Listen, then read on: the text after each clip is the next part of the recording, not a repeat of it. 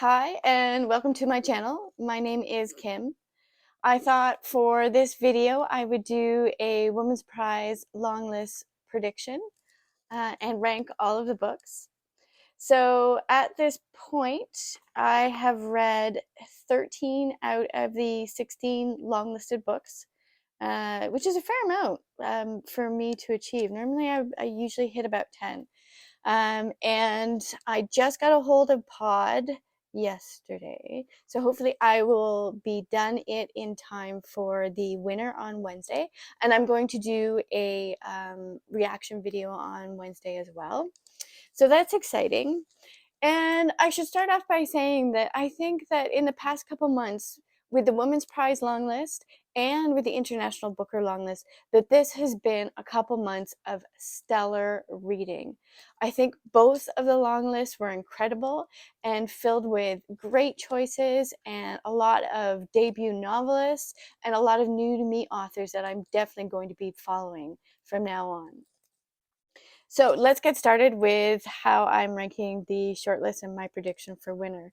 So I am still a little upset that The Banded Queens by Parini Shroff didn't make the shortlist. If you haven't read it, this is well worth the read. It was definitely a 5-star read for me. I could not put this book down. It was funny while examining dark issues and just beautifully, beautifully done. So in terms of the shortlist for number 6, and I'm sad about this because I love the author, and if she wins on Wednesday, she will be the first author to win twice. So in 6th place, I'm going to put The Marriage Portrait by Maggie O'Farrell. I loved Hamnet by Maggie. I thought it was a spectacular book, but The Marriage Portrait, it didn't work for me. It didn't create the sense of tension that it needed to in terms of announcing at the beginning of the book that the main character was going to die. And I really didn't like the ending, but it's spoiler free, so I'm not going to discuss that. So in 5th place, I'm going to put Trespasses by Louise Kennedy.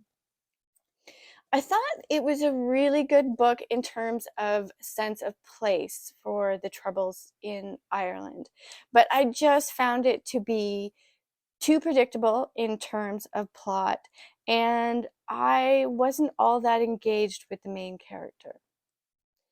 So in 4th place, and this is probably going to be a little bit controversial, and I haven't finished the book yet, but I'm going to put Pod by Leilin Paul. I think I pronounced that right. And I'm only halfway through it, and stunning cover.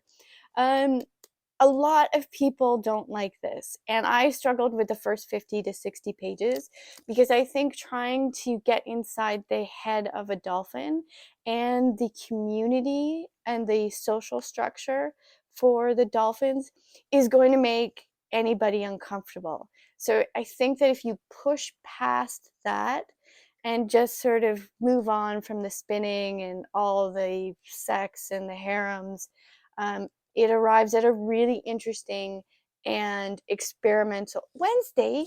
My plant.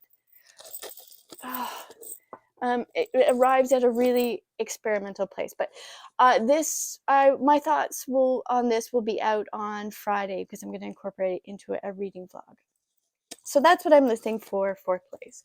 So in 3rd place, I'm going to put Fire Rush by Jacqueline Crooks.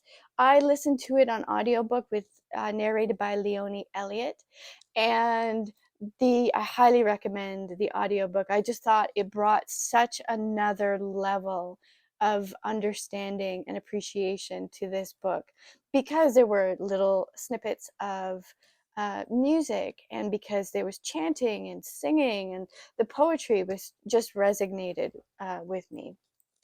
Beautifully beautiful book, but I thought that it needed to be edited better in certain places. It just dragged on too much. So for 2nd place, and I would not be upset if this won, but I'm going to put Black Butterflies by Priscilla Morris. Another stunning cover. I love this book. I thought that it evoked such an interesting discussion of Civil War and art and the struggles it takes to hope through hopeless situations. And the image of the title of the book is still is playing in my head. It's beautiful, beautifully done. So, of course, that narrows it down to Demon Copperhead by Barbara Kingsolver. This has been getting so much hype. It just co-won the Pulitzer. It's, you know, an Oprah's book club book. And I didn't read this until it made the long list. I had it in my hands twice before the Women's Prize long list was announced. And I just looked at it and I looked at the length, and I hadn't read Barbara Kingsolver in so long.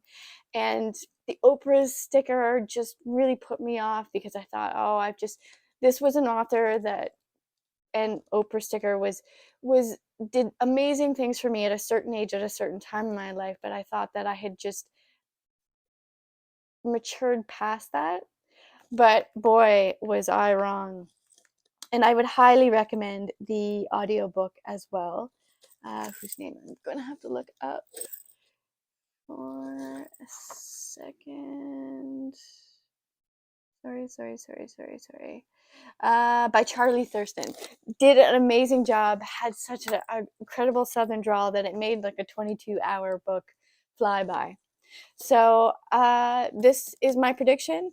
I would totally be amazed as well as if this one won. But you know what? The Women's Prize, anything could happen.